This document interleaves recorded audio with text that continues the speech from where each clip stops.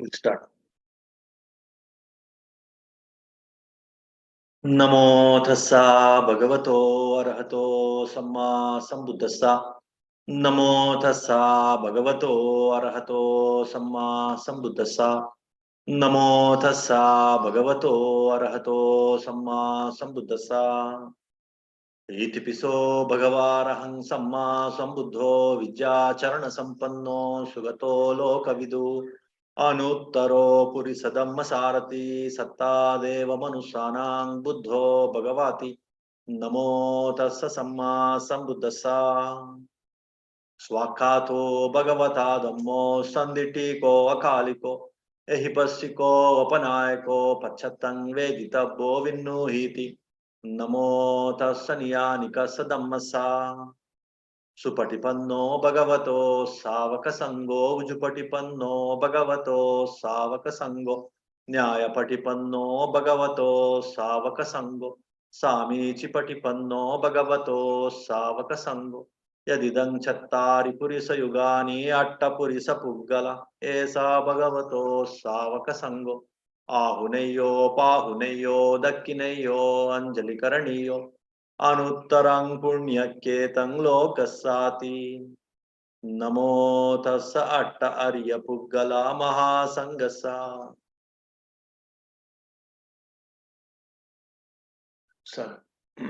So last week we have seen what is this equanimity and what are the different reasons why people lose equanimity. By default, the human minds, they always they carried away in what is called this fear and desire loop.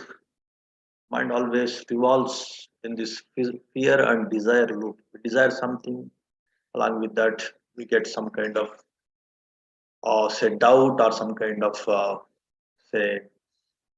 fearsome thoughts whether we can get it or not, whether we can fulfill this desire or not. Insecure, there is no guarantee of fulfilling the desire. That thought definitely arises with the desire, and that kind of fear and desire trap, that fear and desire loop and trap, the human minds are obsessed with this, and a lot of these psychological issues which are very much prominent nowadays, and then lot of tensions, lot of problems with the mind, and thereby so many other things like the failures, the consequence of this fear and desire loop. By default, human minds are stuck with this desire and fear loops. So one has to come out of it, this fear and desire loop. Then automatically he will progress in this equanimity, and the different consequences of this fear and desire loop, and the different problems, psychological problems or psychosomatic problems, like people talk about anxiety issues, or a lot of the depression, so many other psychological issues. They are rooted in this this fear and desire trap only, or fear and desire loop only, or even the addictions. There also, even an addiction is a trap of a fear and desire loop. When you are stuck with some kind of desire for some sensation, some smell, some taste, or some excitement in the mind, and when it follows with some kind of uncertainty, some kind of disappointment, some kind of fear, then the mind always revolves in this, exciting with some desire and getting disappointed with some fear, whether I can get it, or even if you get it also, that particular desiring thing, then with some kind of unsatisfactoriness, losing interest in that, getting disappointed with that. In that fear and desire traps, the mind always it goes on, the flow of the mind, the flow of the consciousness, especially in the human realms. These ups and downs or these excitements and disappointments, this fear and desire moves, cyclical moves, are very much predominant. When the mind is so much busy in this fear and desire upheavals or ups and downs, then it doesn't learn how to come down, how to say uh, stop this flow of the mind in these ups and downs. That consciousness, or that wisdom, the mind, when it doesn't cultivate, then this flow keeps going on, lives after lives. This keeps on going. That's why bringing in this wisdom of equanimity is the way to liberate also, is the way to liberate our minds and to achieve what is called nibbana or enlightenment. So the core factor that has to be brought into this fear and desire traps of the human minds is your equanimity. One should bring in this equanimity, this different techniques of achieving equanimity, thereby progress in this equanimity index. Then that will automatically it will take you or it will help you to progress in enlightenment index also. Not only enlightenment index, the liberation of the mind that by achieving what you call emancipation or enlightenment. So even the worldly success, even the health, even the worldly success, uh, even these other factors that contribute to equanimity, like your progress in mindfulness, your progress in compassion, and your success, your power index, your success index, all of them, they are dependent on this equanimity index. Higher the equanimity, higher the success, higher the power, higher the say wisdom, higher the freedom, and higher the enlightenment index. You progress in this enlightenment index. That way, equanimity is a very, very crucial say achievement one should look for. So many other things they lead to equanimity, like for mindfulness, right faith, right confidence, right understanding, right cultivation of the wisdom or understanding, right concentration techniques, right mindfulness techniques. Everything will add up to your equanimity. Alternately, when you keep developing equanimity and all these things, positive things, which will take you to success, spiritual success or worldly success, spiritual success in the sense progressing in enlightenment. Worldly success means like progressing in the worldly achievements. All these things are rooted on this platform, on this foundation of equanimity. Higher the equanimity, definitely you can expect higher success, both in this worldly scale also and at the spiritual scale also. You progress. That's why we can easily relate the success index with equanimity index. The enlightenment index also can be related with the equanimity index. In that way, equanimity is very, very important. That's what we have understood in the last discourse. Today, we'll just go ahead with the equanimity index and the different suttas that Buddha has highlighted in different suttas about this equanimity. Those things also we will see. And of course, then we will see the different meditations, how they will take you to higher and higher levels of equanimity. So these things we will see in today's talk. Okay. So Buddha has one special approach to teach people. It's called Anupupikata, stage by stage, the 8 stages of say creating or enthusing people to listen to Dhamma and progress in this, in comprehending Dhamma, and they're getting liberation. So that is one unique technique, and it's called Anupupikata, gradual advance, the understanding of the enlightenment or purification of the mind or liberating the mind to achieve the ultimate happiness of Nibbana. So there it gives some 8 steps starting from the right faith. Right faith in what? Right faith in this very idea of Nibbana, a very purpose of purifying the mind and liberating the mind to achieve this ultimate happiness. Hmm.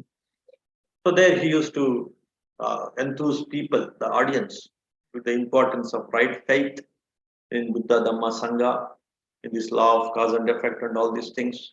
And then he used to again enthuse them in the art of giving, the dana and all this giving and giving up approach, so that one can come out of this, the suffering of folding, suffering of craving, the suffering of, say, possessing and selfishness.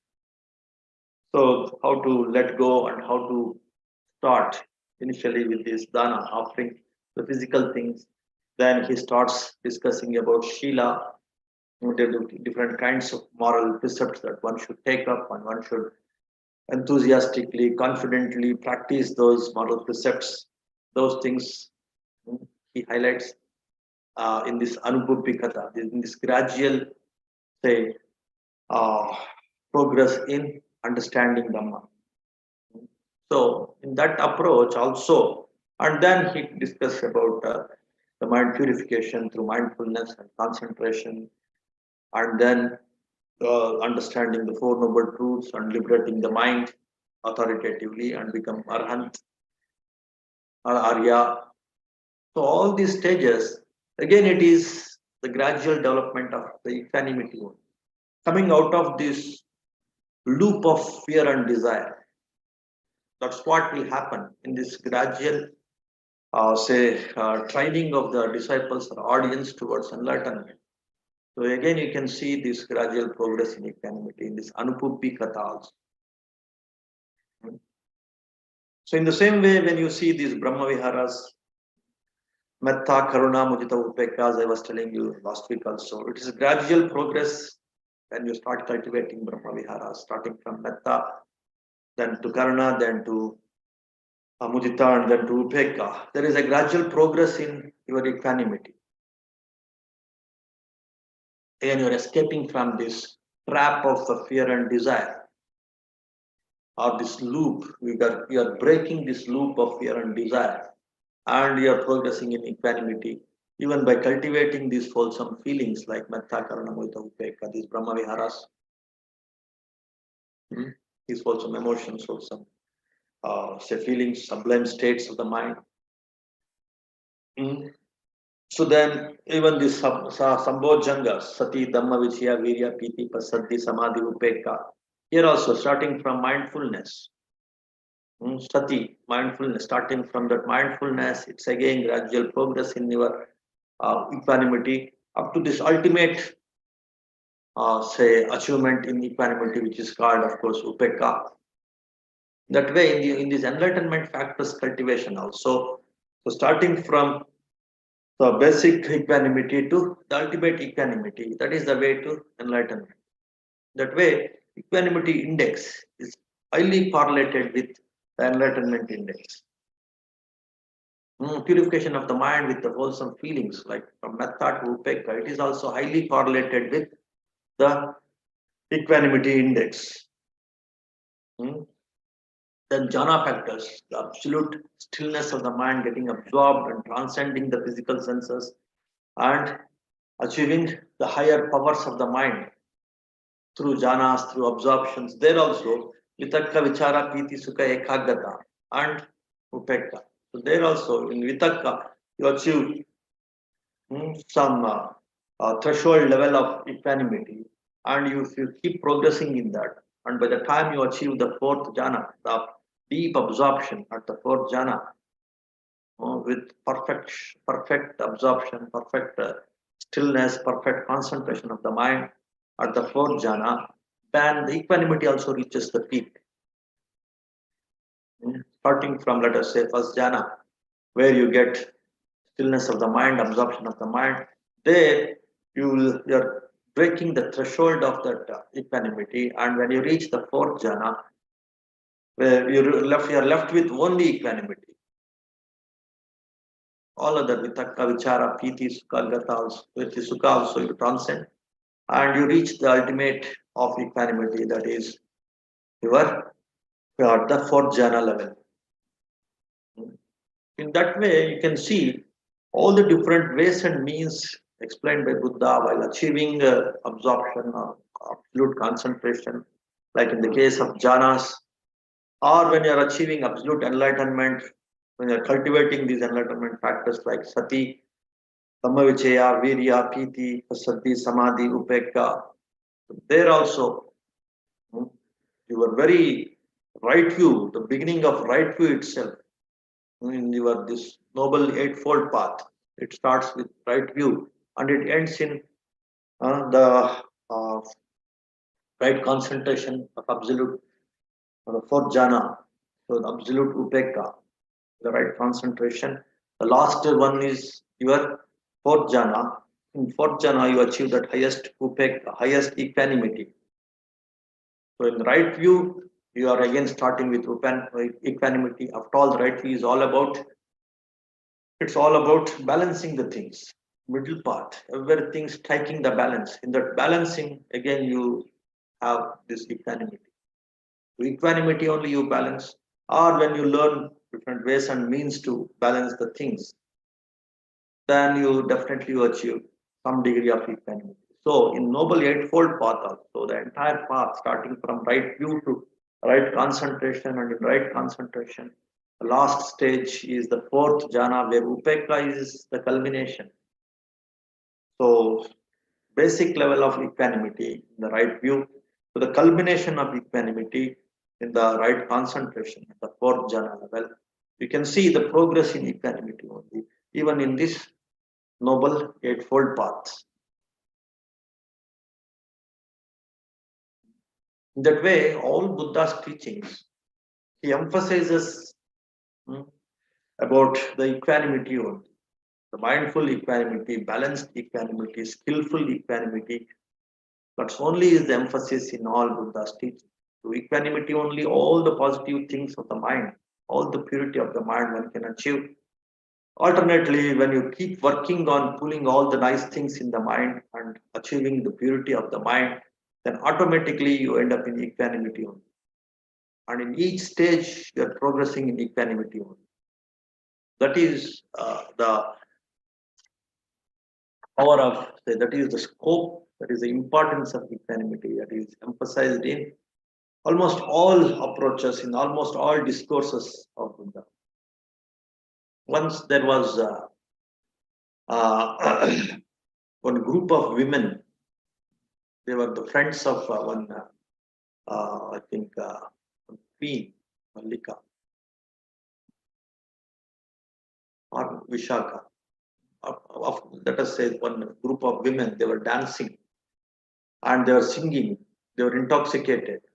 Vishaka. So they were intoxicated, like they were dancing, singing, and they're completely carried away in this excitement of, say, simply exciting their senses with drinks and with this singing and dancing. And then Buddha, he says, Konu haso kimanando. What this enjoyment, what this ananda, what this laughing, what this singing, what this dancing, what this excitement, what this ananda, what all this is like stupidness. If you are carried away unmindfully, unskillfully, without equanimity in the so-called excitements, thinking this as ananda, then you are aggravating your defilements, then you are aggravating your misery only, because all this excitement will take to disappointment only, and you again get trapped into this loop of excitement and disappointment, or this desire and fear loop. So to come out of this foolishness, cultivate equanimity. Cultivate this excitement is also impermanent. This disappointment is also impermanent. Cultivate this wisdom. Cultivate this equanimity based on on this wisdom of, say, anything extreme is painful. Getting trapped into these extremes of excitement and disappointment is ignorance. So in that way, he reprimands them, and they come to senses, and they become say very good disciples of Buddha. And of course they progressed, and I think they became Aryas also, the noble ones also. So in that way, the role of equanimity is highlighted in all discourses of Buddha, because that is the very mission of say Buddhas. When the world is so much carried away in these so-called excitements to counter the disappointment, the world is so much carried away with this kind of um, say countering countering your dukkha with some kind of excitement, either the excitement of some blind faith, either the excitement of this kind of sensual things by dancing or singing or intoxicating. And that's what many people they do, and they are suffering with some kind of problem in the life. They start taking drinks, thinking that their suffering will go away. They want to counter this suffering with some intoxication. And there are so many kinds of religious intoxication also. So this will protect you, that will protect you. Simply blindly, you just surrender to this. In that way, again, temporarily making them to let go their worry and blindly do something, do some ritual, do some surrendering, do some worship, do some puja. In that way, also some religions, some sects, some traditions, some beliefs, they promote this. So if the intentions are wholesome, it may work to some extent. But if it is not supported by this wisdom of equanimity, then you can't counter or you can't fix that problem, fix that worry, fix that tension, fix that suffering, fix that misery authoritatively. The same thing, the medications also, the different medications for some kind of mental suffering, for mental anxieties, mental stress, mental worries. They give some kind of, let us say, some kind of uh,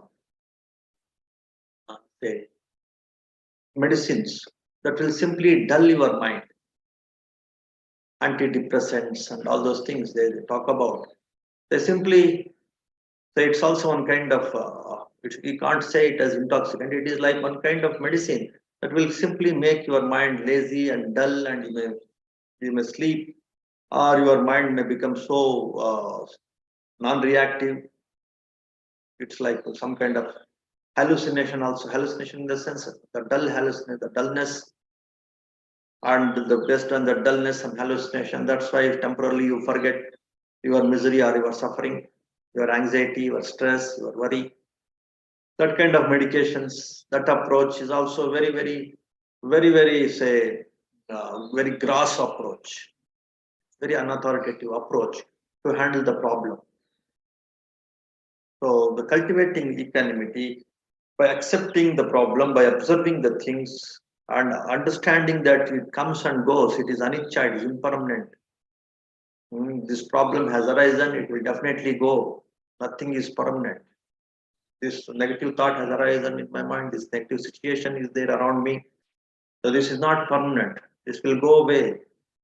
So that kind of understanding by accepting and observing that situation, that say so that surrounding, that kind of even the mental thought. So that will lead you to equanimity.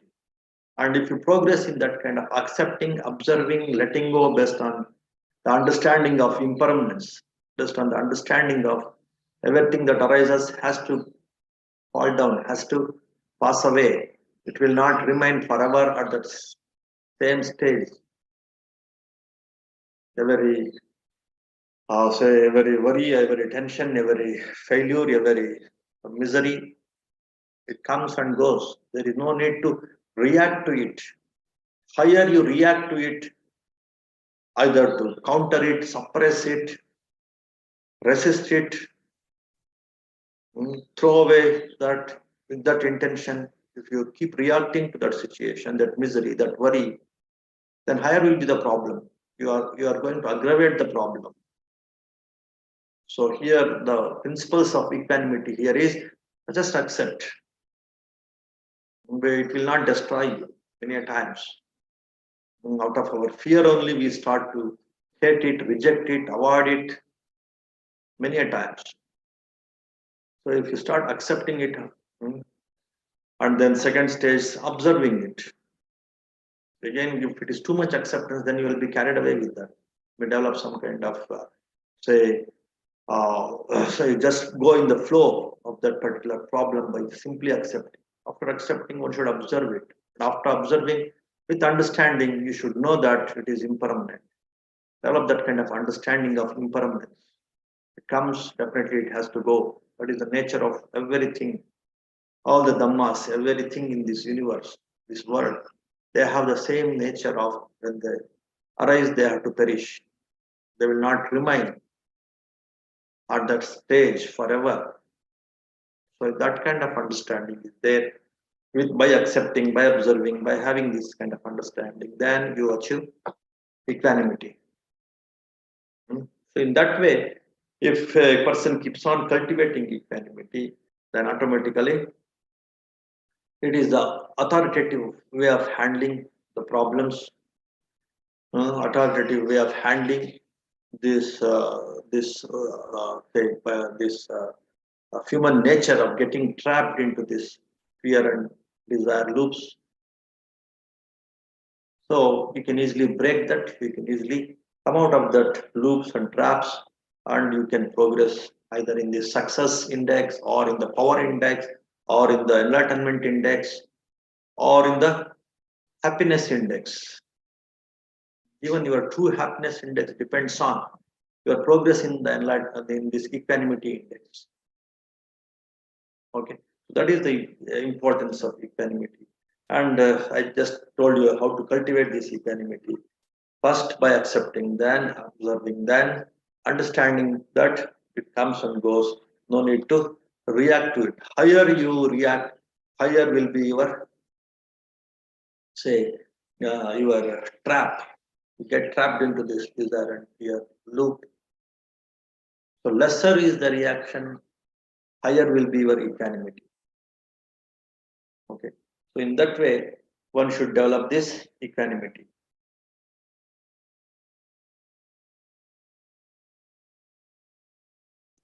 Through the fear of God, through by creating this God-fearing mentality, they try to suppress the other fears of the human beings. To some extent, it may work, but it will not handle the problem authoritatively.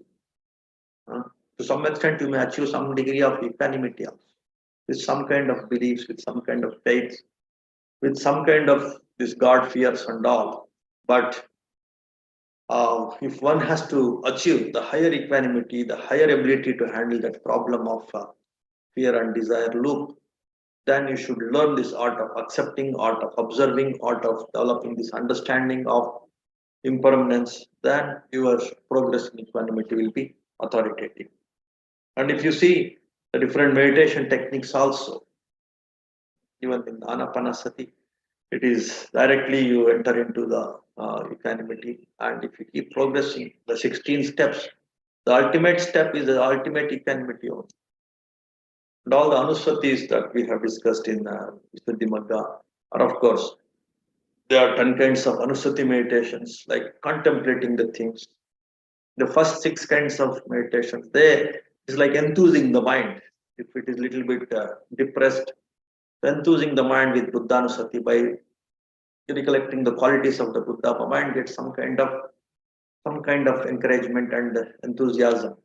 Same way Dhammanusati, Sanghanusati, Chaganusati, Shilanusati, if you have performed some generous actions, that very thought will enthuse your mind. All your depression, all your anxiety will go away.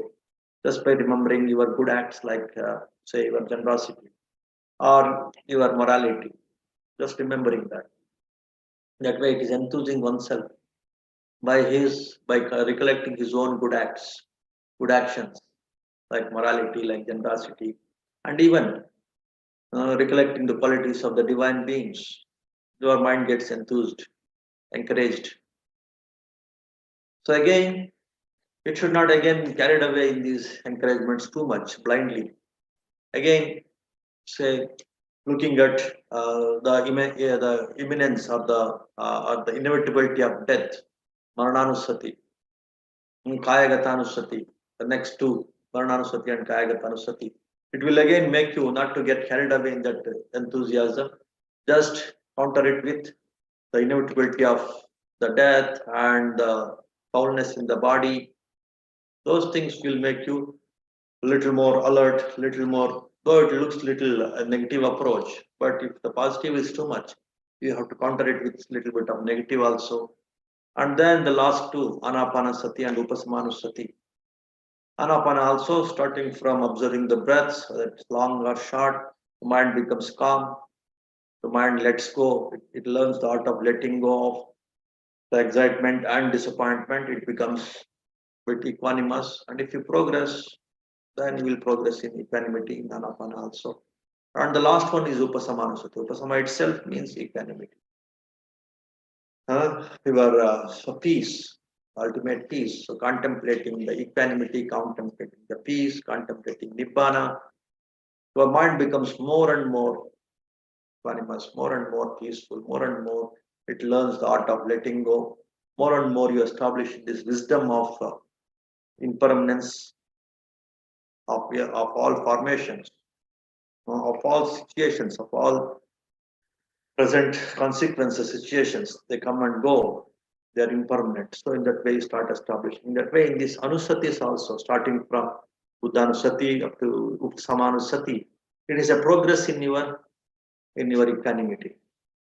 So in that way, in all approaches, in all meditations, in all discourses, there is a step-by-step progress in equanimity that is highlighted.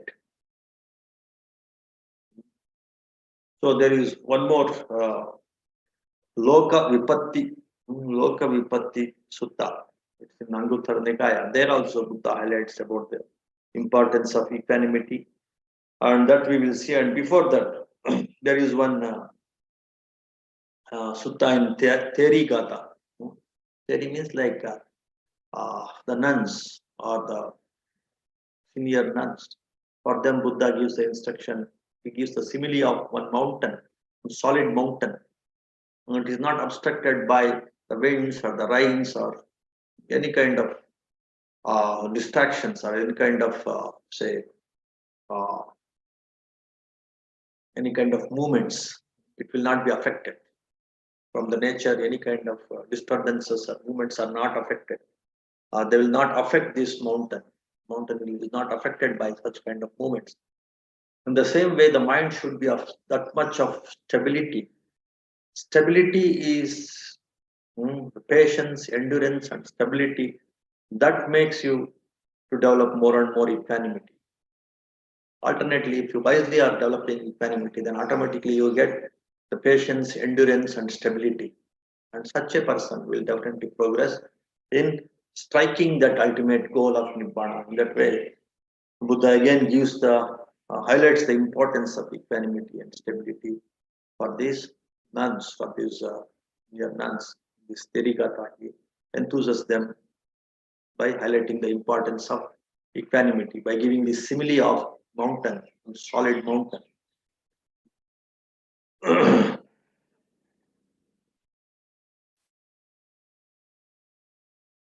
Now, what is the difference between equanimity and indifference? Before taking up that Loka Vipatti Sutta, we will just see this last aspect about what is this, what is the difference between equanimity and indifference.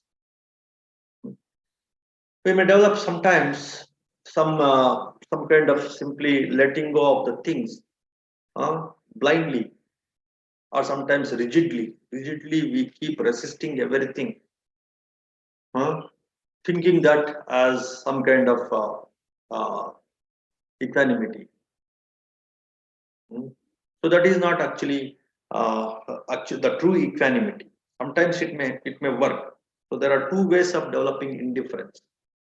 If there are a lot of negative situations around you, let us say negative people, negative situations, you are going through a lot of pain, lot of loss, lot of blame, a lot of censure, you are going through all these things, Then one thing is with rigidity, with lot of resistance in the mind, but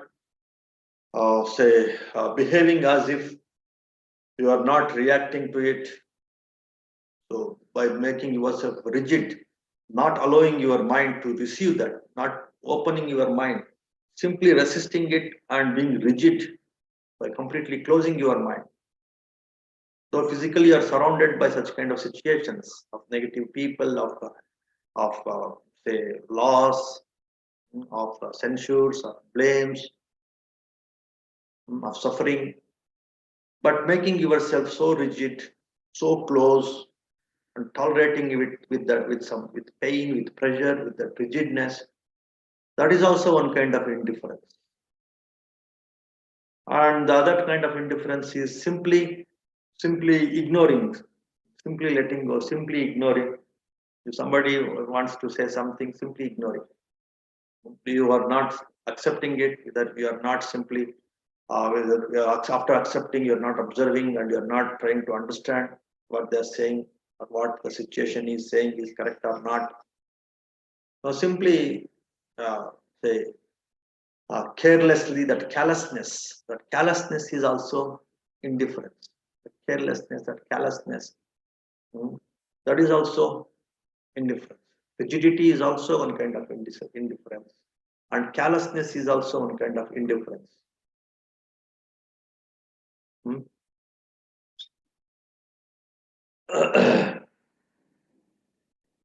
And with that callousness, sometimes when it is unbearable, just changing the place, running away from the situation, that is also one kind of indifference.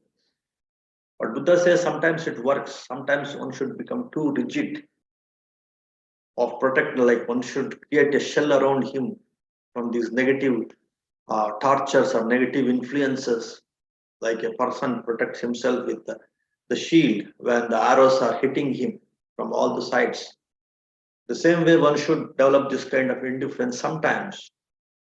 That is also required to progress further in equanimity. Sometimes one should bear, tolerate, endure all the negativities that are going on around him.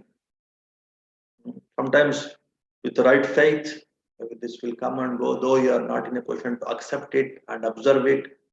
You don't have that much maturity, but blindly also, with some faith, with some right faith, everything that is hitting me, it is impermanent. Let me bear it, let me endure it.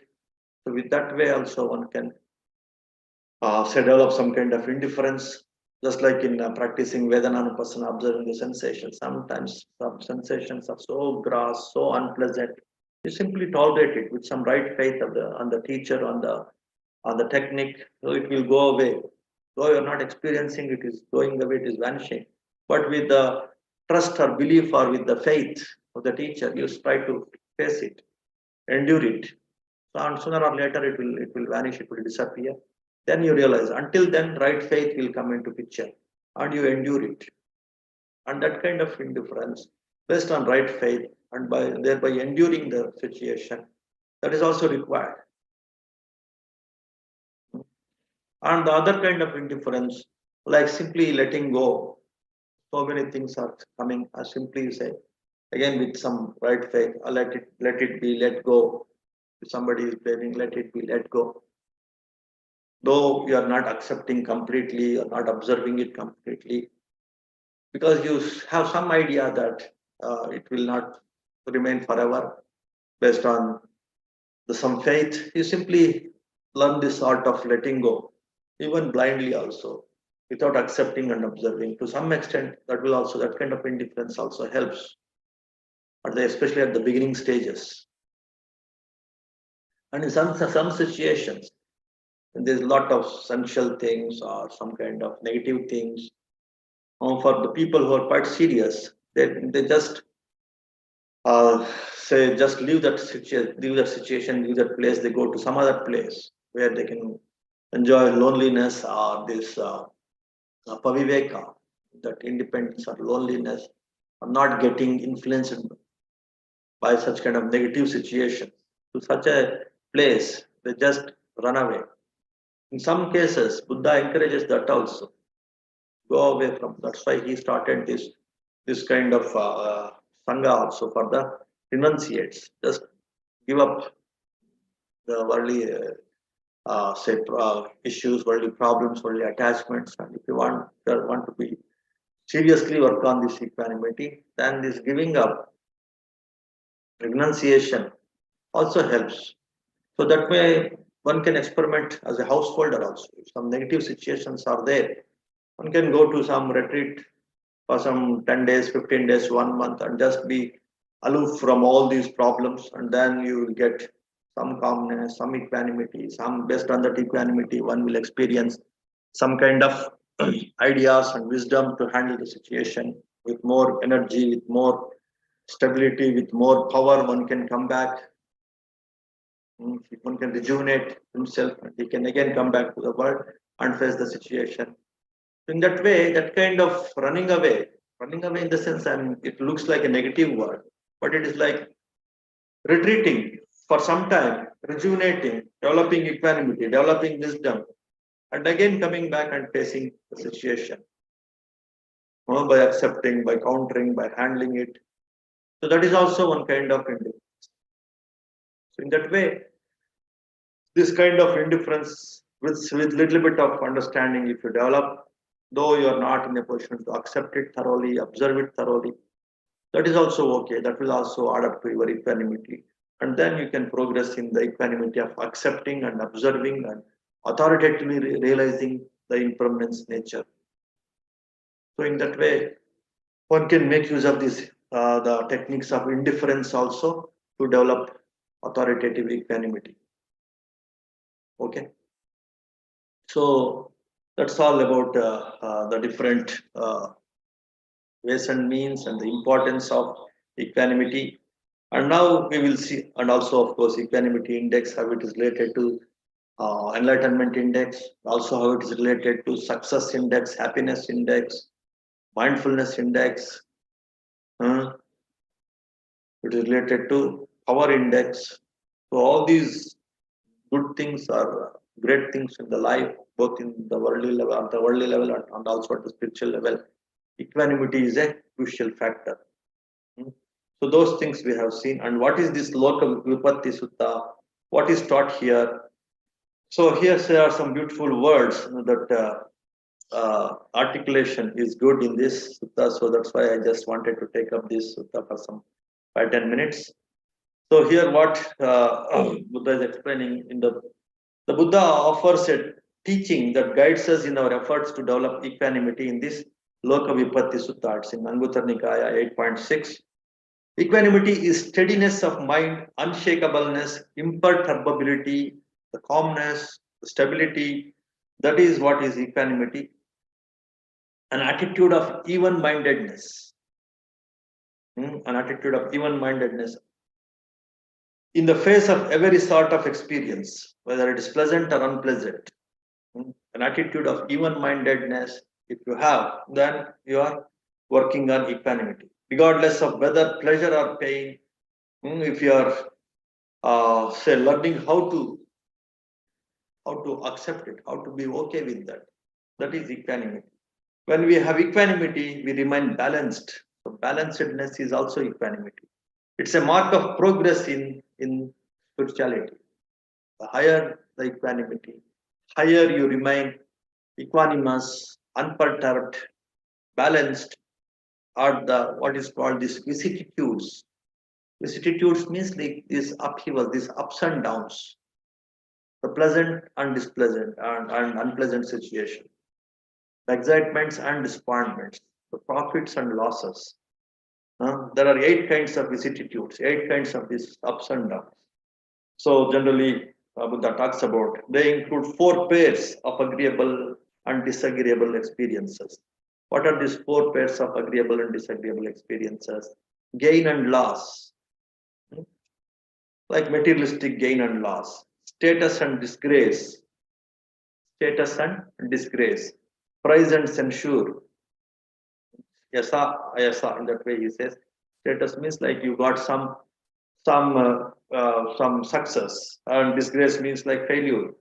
Then praise and blame, praise and censure.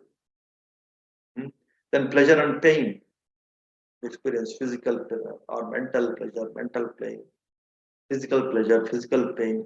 In that way, pleasure and pain, status and disgrace, and then praise and blame, or praise and censure, and gain and loss. These are the four pairs of vicissitudes where one should develop this equanimity. These are the conditions that we are apt to get thrown by. So these are the different vicissitudes which will simply uh, influence us, and we get carried away by that, and we get thrown by them. So one should be careful about these eight vicissitudes. So the world is always getting influenced by these eight things. But a wise man or a person developing in this equanimity, he will he will not react to these things. He will develop equanimity in the midst of these opposites. All human beings are subject to these eight worldly conditions. This profit and loss, pain and pleasure, status and disgrace, this praise and blame. These eight worldly conditions. All human beings they have to go through this. They are subject to these eight worldly conditions. One who is uninstructed in the practice of Dhamma, or uninstructed in the practice of this equanimity, uh, he will react to these things very blindly, and he get trapped into this uh, this loop of fear and desire, this loop of excitement and disappointment. He get trapped into this. But a well instructed disciple, that means a person who has understood about the importance of equanimity and progressing in Buddha's teachings, for such a person, his reactivity, the way he reacts to these eight opposites, or these four pairs of opposites, these vicissitudes, that reactivity is lesser and lesser in a person who is progressing in equanimity, who is progressing in understanding the Buddha's teachings. We may be inclined to believe that as we practice the Dhamma, we will no longer have to deal with the disagreeable experience. But that is not the case. Once we are practicing in equanimity, when we are practicing the teachings of Buddha, are progressing in this equanimity, it doesn't mean that we will not experience these disagreeable situations. We will be completely free from these disagreeable situations. That's how many people may interpret, but that is absolutely wrong. Even everyone, whether he is following Buddha, a well-instructed disciple, in the path of equanimity, he will also go through all these ups and downs, all these opposites, all these displeasurable things also. But the way he reacts to it, that will be completely different than the other person, an uninstructed person, who is not following the path of equanimity. So he will react in a very, very, very unintelligent way, in a very unskillful way. He will react to displeasurable things, and he will multiply his misery. Whereas a well-instructed disciple, a person who is progressing in equanimity, authoritatively, a well-instructed disciple of Buddha, he will handle it and he will react to it more wisely, and his reaction will not be a blind reaction, it will be a wise action, wise proaction to that kind of displeasurable situations. It's crucial to understand this if you are going to live with equanimity. So facing unpleasant things is a common thing, whether he is well-instructed disciple or he is a blind worldly being. Facing these unpleasant things is universal. One has to bear with it. But the way to react to it, it will vary from a wise person, from a wrong person, from an unwise person. So the Buddha asks, what is the difference between the person who does not follow the path and dedicated Dharma student? For starters, the uninstructed person does not recognize when the when the eight vicissitudes have arisen. He is not mindful when these eight vicissitudes, profit and loss, gain and loss are this pain and pleasure, praise and blame, this status and disgrace. When these 8 things, when he faces, he is not mindful. First thing, he is not at all mindful. One uninstructed person. He does not reflect why these things are happening. He is not using his intellect to understand and analyze these situations, these vicissitudes. He does not practice discernment. He does not practice the art of letting go, art of discernment, art of finding out. He does not recognize that when gain or loss arise, it's simply a reflection of the way it is. He will not look into the causes and conditions, and he will not look into the impermanence. When it comes, it has to go. That also he will not reflect. The run of the mill person, when there is gain, status, prize, or pleasure, does not understand that the agreeable conditions by their nature will change, that they are impermanent. The run of the mill person means an ignorant person who is carried away in this loop of this worldliness, of these ups and downs, of these fears and failures. So he's called a run of the mill person, a worldly person. So he will not understand the impermanence. He will not, by nature, it will change all these ups and downs, all these pain and pleasure, status and disgrace, all these things will change. They are impermanent, that he has not understood. Eventually, in the place of experience of pleasure, there will be an experience of pain. In the place of experience of prize, there will be censure or blame. Always it keeps on changing these worldly opposites. That understanding is not there in this run of the mill person. That means an uninstructed worldly person. When the uninstructed person is faced with these worldly conditions, he becomes overwrought, obsessed with what's going on. He gets completely disturbed when he is going through these ups and downs. His mind remains consumed. He gets carried away. He remains consumed in these ups and downs. He will not learn how to step back from these situations. Equanimity will make you to step back from the situations and to look at the things very objectively. That's fair, that bare awareness of the things, objective awareness of the things. It's possible if and only if you are equanimous. Or alternately, when you start developing this ability to observe the things with that bare awareness, then you become more and more equanimous.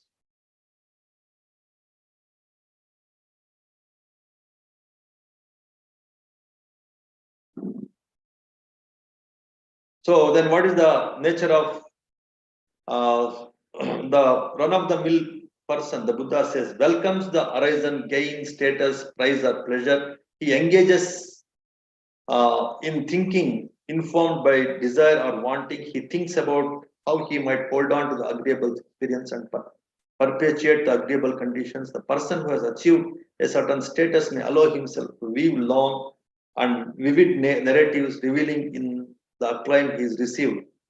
So in that way, he is prizing about this, as I was telling you, about accepting the situation, about observing the situation, about recollecting that wisely, about the all everything will change. Nothing is impermanent, both through experience or with the right faith or with the right confidence based on this right faith or with some kind of intuitive intelligence of everything that arises. It has to perish. There is no need to react to it blindly. There is no need to resist it blindly. There is no need to run away blindly. So in that way, when he contemplates about the situation, whether it is any extreme, whether it is extreme price or extreme blame, whether it is extreme profit or extreme loss, in all those situations, all these right mental factors arise in a person who is equanimous. If he is not an equanimous person, then these right mental factors, like this mindfulness, like this acceptance, like this right faith, all these things will not arise in the mind. In that way, Buddha is encouraging the people to follow this equanimity rules and equanimity factors, equanimity strategies, so that one can very successfully, very joyfully, very pleasantly, very enthusiastically face all these vicissitudes in the life. Even when Buddha was teaching to his son Rahula, Again, he gives the example of mind like the earth. One should have the mind as majestic as the earth, as say stable as earth. The earth, the Buddha explains, is subject to all manner of disagreeable things. The rain, snow, ice, wind, everything falls on the earth. People throw all sorts of unclean things on the earth. But the earth is not horrified, earth is not shaken. When conditions are agreeable, when the weather is pleasant, the earth does not become exhilarated. When conditions are good on the earth, it will not exhilarate, it will not excite, it will not say dance, it will not so much say puffed up with pride and excitement. It keeps steady at the time of favorable conditions also, and it keeps steady at the time of unfavorable conditions also. People, they spit on the earth, they throw all kinds of nonsense things on the earth.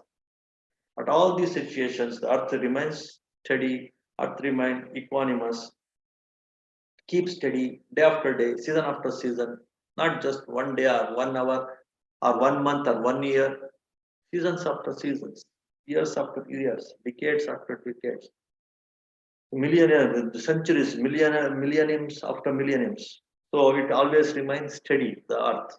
The same way, one should learn this art of remaining undisturbed, unaffected with all these pleasurable and displeasurable things that happens in one's life.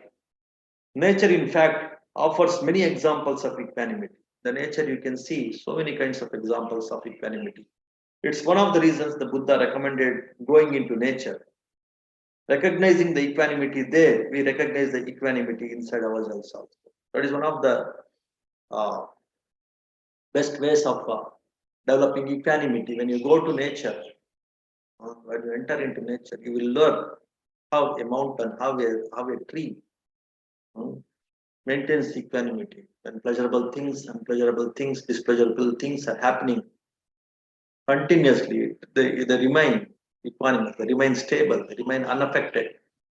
So those things that are seen in the nature, that one can cultivate that kind of equanimity by inside also. So that's what is uh, mentioned in this discourse. And actually, in one uh, an article by one Buddhist scholar or Buddhist nun, again she was telling, if you travel also, you develop a lot of equanimity. Especially, she was highlighting traveling in India. uh, so many things. Mm. Lot of patience, lot of forbearance, lot of endurance one will develop handling different kinds of people, different kinds of attitudes, and how to let go and how to develop this kind of equanimity, and thereby from that equanimity how to handle the situation skillfully. Those ideas one will get. So one of my masters, when I was say was not a renunciate. So he asked me to work with the mentally retarded children with different kinds of mindsets. So there also it helped me to develop a lot of equanimity, the different kinds of the mental behavior. Some are so rude, some are so even violent also, some are so unintelligent. To teach them even one small thing, it takes like months and months, even to make them to tie their lace, the shoelace. They have to learn it for so many months. And after that, again, the next day they may forget after so much of training how to eat, how to wear their say their shirt or their how to take a shower. All these things you have to teach them for hours and hours, months and months, with a lot of patience, with a lot of skillfulness, with a lot of endurance, with a lot of say calmness in the mind. In that way, all the such kind of extremes, if you keep facing, especially some displeasurable extremes, with an attitude of learning, with an intention of developing endurance, developing patience, developing compassion, then also your equanimity will develop. Your ways and means, your ability to uh, be normal, be calm, be smiling, at the state of this kind of displeasurable things also, you will learn, you will develop. In that way, so you should have that inclination to develop equanimity, inclination to say expose yourself or put yourself in the face of vicissitudes. That kind of challenging mind also, if you have, then you develop a lot of equanimity. So that is what is actually required. Sometimes consciously you should take the risk of facing that kind of displeasurable things. That also make you to become more equanimous. Or when the vicissitudes are happening around you in a very intense way. So that kind of situations also, with this kind of wisdom, with the right association with the people who have developed a lot of this equanimity. If such people are association, by serving such people, by surrendering to such people, by following the instructions of such people, also one can develop equanimity and one can progress in equanimity. In that way, there is lot of emphasis given on this equanimity, several ways of cultivating equanimity, with several approaches, with lot of skillfulness, is very much encouraged in all Buddha's teachings, or all the wise people. They encourage all the other religions also, the people in the other religions also. They encourage this equanimity. They ask people to develop, cultivate this equanimity. Then that will give the fruits forever. In the long term also, one can reap a lot of fruits. So that is what is the message of all wise people from all corners, from all fields, from all aspects of life, from all religions of life, from all religions of this world. All wise people, they suggest this equanimity. So in that way, one has to cultivate equanimity, grow in this equanimity index, and this equanimity index will become your enlightenment index, your equanimity index. The progress in this equanimity index will become your power index, your happiness index, your mindfulness index, your success index. Everything, it is dependent on your equanimity index only. So that is what is the essence or the summary of these two talks, last week's talk and today's talk. Of course, there are so many other discourses, other ways and means. So once you are into this mindfulness training or this right view meditations training, then you will start appreciating and you start understanding that how you are establishing in this equanimity, how you are progressing in this equanimity and in this equanimity index, then you automatically experience, you automatically feel it, you automatically can comprehend it in your own case, in your own mind, can experience this, and that definitely help you to handle all kinds of vicissitudes, all these 8 vicissitudes, these 4 pairs of vicissitudes. They're very much common for everyone, even for an arahant, even for a samma sambuddha. One has to go through all, rather they may have to go through more of displeasurable things. So you can't escape from the displeasurable things, but the way you react to it, that matters. That decides whether you are a wise person or unwise person, whether you are progressing in equanimity or you are falling in equanimity. So that is what is about today's Dhamma talk. And if you have any questions, you can ask, and then we'll conclude with some small chanting. Any questions? No questions, Panditji.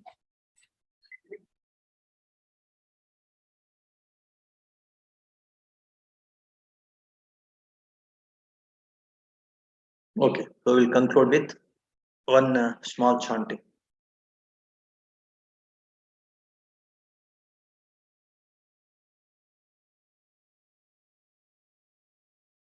Namo tassa bhagavato arahato samma sambuddhassa bhavatu sabba mangalang rakkantu sabba devata Sabba Buddhanubhavena, Sabba Dhammanubhavena, Sabba Sanghanubhavena, Tada Satti Bhavantute, Sukhi Bhaveyang Nidduko, Aham Nicha Aham Viya, Vidacha Me Sukhi Hontu, Majata Chatavedino, Mamigammante Dhamme, Satta Hontu Sukhi Sada, Tato Parancharajjesu, Chakkavale Sujantano, Sadhu, Sadhu, Sadhu. There's an announcement. We're going to conduct the residential retreats here in Nepal. Of course, it is again related to this talk on equanimity. So, to develop higher equanimity, one should go through these residential retreats to develop higher mindfulness, thereby higher equanimity to face some kind of, say, displeasurable, unfavorable things. Though in long term, they're very, very useful to develop mindfulness, to develop equanimity, to develop wisdom and freedom, and to progress in enlightenment. Residential retreats are very, very important. So there are a series of residential retreats we are planning. Be in touch with our coordinators if you want to attend these residential retreats and develop in this equanimity. And then we are going to have these Pali classes also. So Pali courses also where we'll be conducting Pali courses there also by thoroughly understanding the scriptures in its original form, in original language, learning of course a little bit of Pali grammar also. Then also you will start uh, developing in your, of course, in your inclination to equanimity, in your inclination to mind culture, of course, and progressing in this equanimity index. That very inclination is also required, and that one can achieve by going through the scripture, the original discourses of the Buddha in the original language, Pali. That will also put us into the right track of this, say, enlightenment, of this equanimity, of this mindfulness, of this right view.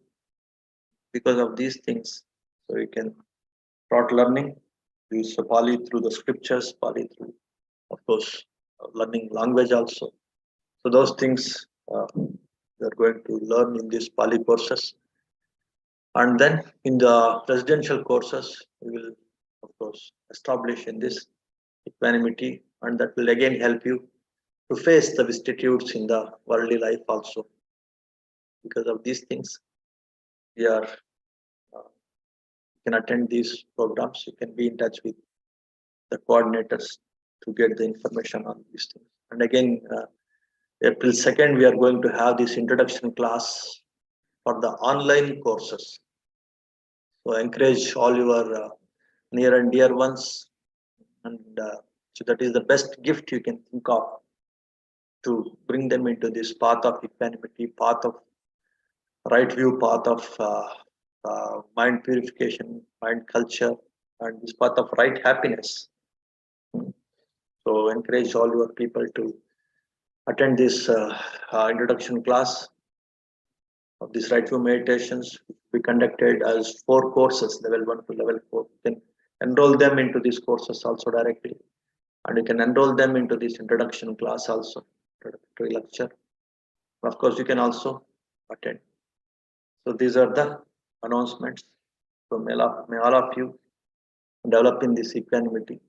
May all of you be happy, healthy, and peaceful. May all of you progress in this right view and in this right happiness path. May all beings also be happy, healthy, and peaceful. Sukhi Hontu, Mangalam.